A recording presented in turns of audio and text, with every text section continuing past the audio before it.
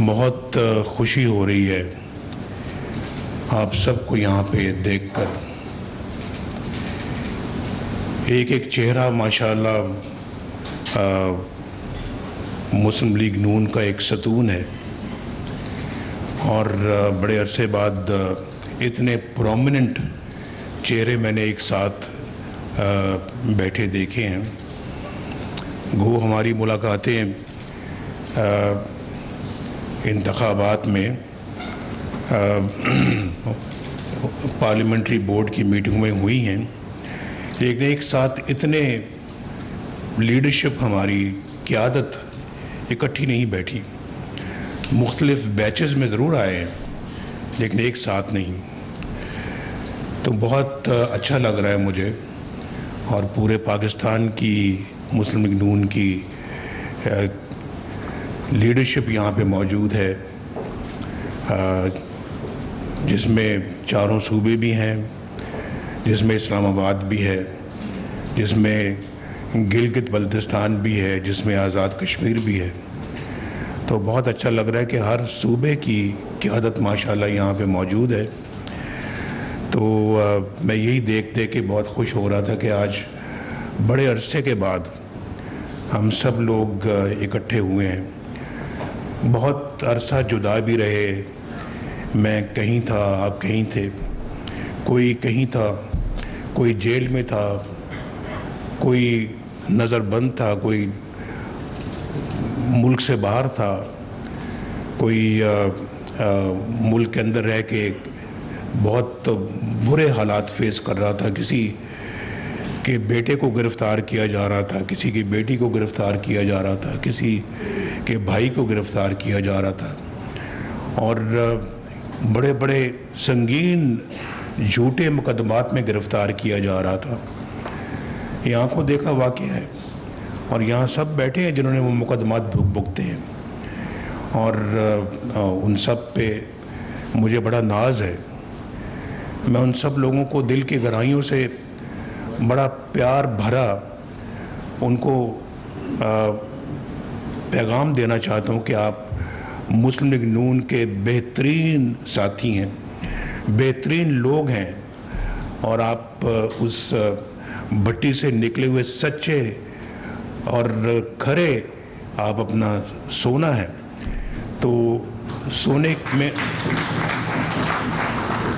بلکہ سونے میں تولنے کے لائق ہیں کہ جنہوں نے کبھی بھی نہیں چھوڑا. انہوں نے یہ سوچا کہ ہم اپنا جو ہے وہ ٹھیک ہے جیلیں بھگت رہے ہیں، مقدمے بھگت رہے ہیں، ایسے مقدمے بھی بھگت رہے ہیں جس کی سزا خدا نہ خواستہ سزائے موت ہو سکتی ہے، لیکن انہوں نے بڑی بردباری کے ساتھ، بہادری کے ساتھ اور جرأت کے ساتھ حالات کا مقابلہ کیا، اور پھر ان کے کیسز جھوٹے ثابت ہوئے، اور پھر آج دیکھیں وہی جیلوں میں ڈالے گئے لوگ، ہمارے بھائی، ہمارے بیٹے بیٹیاں، ہمارے پارٹی کے کارکن، پارٹی کے لیڈرز جو بہت مشکل حالات میں وقت گزار رہے تھے، آج ماشاءاللہ دوبارہ اسمبلی میں آ کے بیٹھے ہیں. تو ہمارا کوئی وزیر اعظم ہے، کوئی وزیر اعلیٰ ہے، کوئی اسپیکر ہے، کوئی وزیر ہے، اور کوئی اپنا مشیر ہے، اور کوئی جو ہے وہ پارٹی کے مختلف عہدوں پہ ہے، گورنمنٹ کے مختلف عہدوں پہ ہے. اللہ تعالیٰ نے بہت پھر مہربانی کی اور سرخرو کیا آپ سب کو. جھوٹے مقدمات ایکسپوز ہوئے، اور پھر یہ تو سب کچھ ہوا، اس میں کوئی شک نہیں ہے،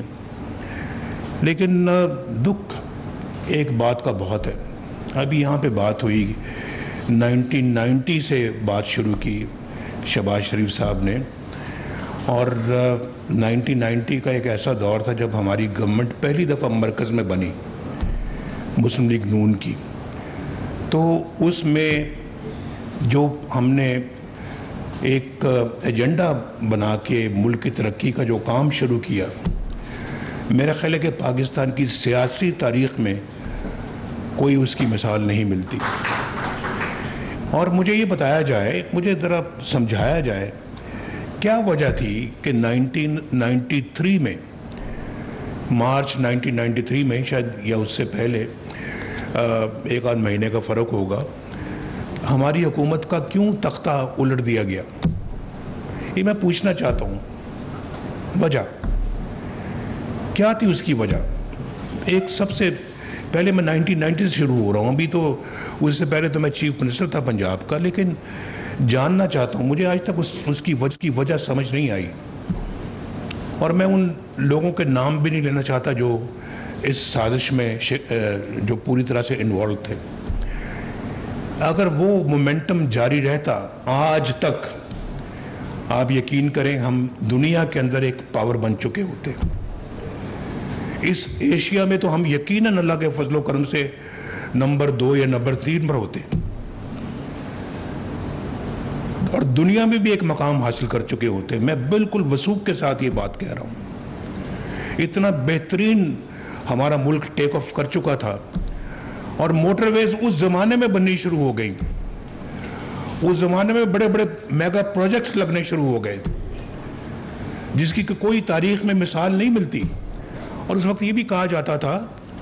اور بڑے بڑے لوگ کہتے تھے، اور جنہوں نے مجھے نکالا وہ بھی کہتے تھے کہ بھائی یہ موٹر ویز کے اوپر کیوں پیسہ لگا رہا ہے نواز شریف، یہ کیا منصوبی تو پیسہ ضائع کر رہا ہے۔ آج ان موٹر ویز کی افادیت کا پوری قوم کو علم ہے، سب جانتے ہیں کہ موٹر ویز نے پاکستان کی اکانومی کے اندر کتنا کنٹریبیوٹ کیا ہے۔ یہ بات بہت، میں ان لوگوں کے نام نہیں لیتا، میں پہلے بھی کہہ چکا ہوں، لیکن یہ بات انہوں نے کی، اور پھر اتنا اکنامک گروتھ ہماری بڑھتی جا رہی تھی، اتنی اکنامک گروتھ تیزی کے ساتھ ہو رہی تھی، اور آپ اس میں سے کئی لوگ وٹنس ہیں، میری کابینہ کے ممبر تھے اس زمانے میں کئی لوگ، اور آپ میں سے بہت سارے لوگ وزیر تھے، مشیر تھے، تو آپ سب لوگوں کو پتہ ہے اس بات کا۔ اس کے بعد پھر وہ تلوار پاکستان پہ چلی، پھر اس کے بعد پھر میں اپوزیشن میں آئے، ہم جو مشکلیں کاٹیں دیکھیں وہ آپ سب جانتے ہیں۔ 1997 میں اللہ نے پھر موقع دیا، پھر ہم نے جو ہے نا وہ اسی سپیڈ کے ساتھ پھر آگے بڑھنا شروع کیا، اور اس میں ایک اور چیز کا اضافہ کیا، ہم نے صرف اپنی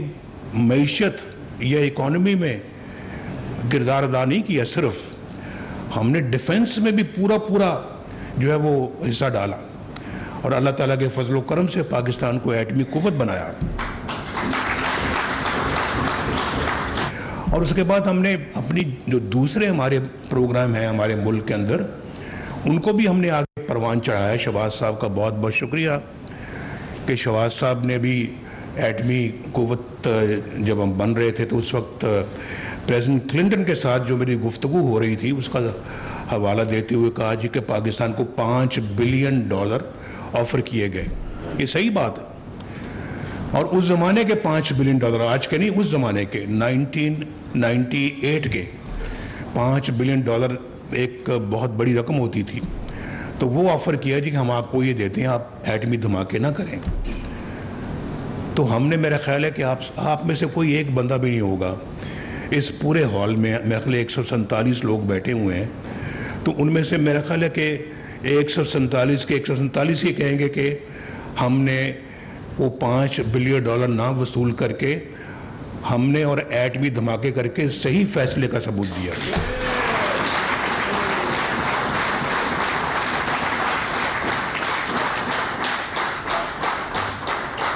لیکن اس کا نتیجہ کیا نکلا؟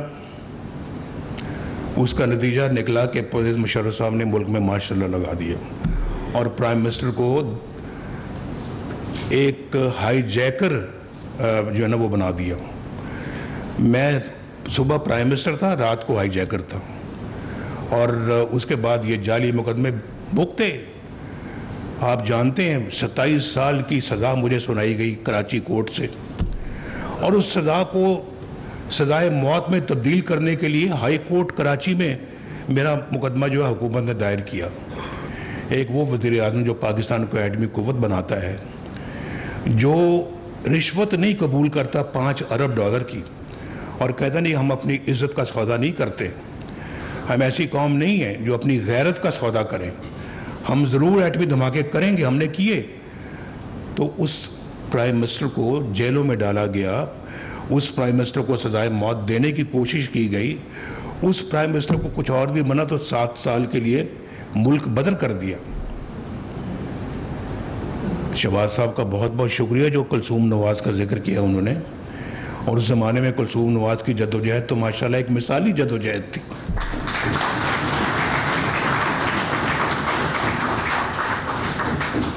اللہ تعالیٰ ان کو اپنے جوار رحمت میں جگہ عطا فرمائے.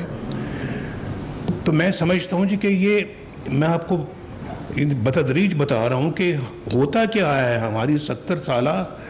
تاریخ ان واقعات سے بھری پڑی ہے، اور بہت سے اس دور میں واقعات ہوئے، لیکن میں اس کی طرف نہیں جانا چاہتا.